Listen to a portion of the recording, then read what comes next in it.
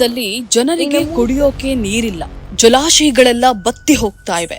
ಆದ್ರೆ ಇಂತಹ ಭೀಕರ ಪರಿಸ್ಥಿತಿಯಲ್ಲೂ ಕೂಡ ತಮಿಳುನಾಡಿಗೆ ನೀರು ಹರಿಸಲು ಆದೇಶ ಬಂದಿದೆ.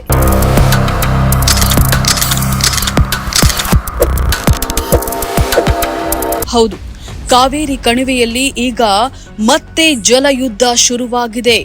ಈ ವರ್ಷ ಕಾವೇರಿ ಜಲಾನಯನ ಪ್ರದೇಶದಲ್ಲಿ ವರುಣ ದೇವ ಸಂಪೂರ್ಣ ಕೈಕೊಟ್ಟಿದ್ದಾನೆ. ಜೂನ್ ಮತ್ತು ಜುಲೈ ತಿಂಗಳಲ್ಲಿ ಜಲಾಶಯಗಳಿಗೆ ಹರಿದು ಬಂದಂತಹ ನೀರಿನ ಪ್ರಮಾಣ ಬರೋಬ್ಬರಿ 65% ಕುಸಿತ ಕಂಡಿದೆ. ಕುಡಿಯುವ ನೀರಿಗೆ ತತ್ವಾರ ಇರುವಾಗ ತಮಿಳುನಾಡು ತನ್ನ ಕುರೈ ಭತ್ತದ ಬೆಳೆಯನ್ನ ಉಳಿಸಿಕೊಳ್ಳಲು ನೀರು ಕೇಳ್ತಾ ಇದೆ. ಇದನ್ನೇ ಆಧಾರವಾಗಿಟ್ಕೊಂಡು ಕಾವೇರಿ ನೀರು ನಿಯಂತ್ರಣ ಸಮಿತಿ ಅಂದ್ರೆ CWRC ಜುಲೈ 28ರಂದು ಕರ್ನಾಟಕಕ್ಕೆ ಒಂದು ಶಾಕಿಂಗ್ ಆದೇಶವನ್ನ ನೀಡಿದೆ. ಮುಂದಿನ 15 ದಿನಗಳ ಕಾಲ ದಿನಕ್ಕೆ 3500 ಕ್ಯೂಸೆಕ್ ನೀರನ್ನ ತಮಿಳುನಾಡಿಗೆ ಹರಿಸಲೇಬೇಕು ಅಂತ ಕಟ್ಟುನಿಟ್ಟಾಗಿ ಹೇಳಿದೆ. ಈ ಆದೇಶ ಹೊರಬೀಳ್ತಾ ಇದ್ದಂತೆ ಮಂಡ್ಯ, ಮೈಸೂರು, ಶ್ರೀರಂಗಪಟ್ಟಣದಲ್ಲಿ ಕಾವೇರಿ ಕಿಚ್ಚು ಜೋರಾಗಿದೆ.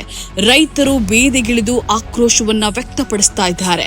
ಇತ್ತ ಮುಖ್ಯಮಂತ್ರಿ DK ಶಿವಕುಮಾರ್ ದೆಹಲಿಯಲ್ಲಿ ತುರ್ತು ಸಭೆಯನ್ನ ನಡೆಸಿ ನಮ್ಮಲ್ಲೇ ನೀರಿಲ್ಲ, ತಮಿಳುನಾಡಿಗೆ ನೀರು ಬಿಡಲು ಸಾಧ್ಯವೇ ಇಲ್ಲ ಅಂತ ಆದೇಶವನ್ನ ಖಡಾಖಂಡಿತವಾಗಿ ನಿರಾಕರಿಸಿದ್ದಾರೆ. ಅಷ್ಟೇ ಅಲ್ಲ, ತಮಿಳುನಾಡು CM ಜೋಸೆಫ್ ವಿಜಯ್ ಅವರಿಗೆ DK ಶಿವಕುಮಾರ್ ಒಂದು ಬಹಿರಂಗ ಸವಾಲನ್ನ ಹಾಕಿದ್ದಾರೆ.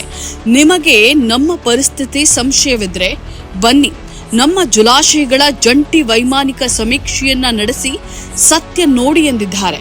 ನಮ್ಮ ರೈತರ ಬೆಳೆ ಒಣಗ್ತಾ ಇರುವಾಗ ತಮಿಳುನಾಡಿಗೆ ನೀರು ಹರಿಸೋದು ಎಷ್ಟರ ಮಟ್ಟಿಗೆ ಸರಿ? ನಿಮ್ಮ ಅಭಿಪ್ರಾಯವನ್ನ ಈಗಲೇ ಕಮೆಂಟ್ ಮಾಡಿ ತಿಳಿಸಿ.